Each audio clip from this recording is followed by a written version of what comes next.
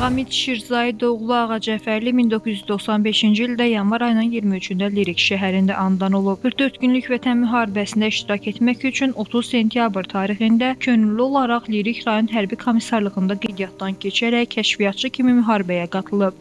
Düşmənə sarsıdıcı zərbələr endirib və xeyli sayda canlı qüvvəsini məhv edib. Döyüşdə böyük şücaət göstərən Ağamid dövlətimizin ərazi bütövlüyü uğrunda Füzuli döyüşlərində canından keçərək 24 oktyabr 2020-ci il tarixində qəhrəmancasına şəhid olub. Şəhidimizin nəşi doğulduğu Lirik şəhərinə gətirilərək orada torpağa tapşırılıb. Prezident İlham Əliyevin imzaladığı sərəncama əsasən könüllü əsgər Ağamid Şirzayidoğlu Ağacəfərli ölümündən sonra Füzulinin azad olunmasına görə, Xocavəndin azad olunmasına görə Vətən uğrunda və cəsur döyüşçü medalları ilə təltif edilib.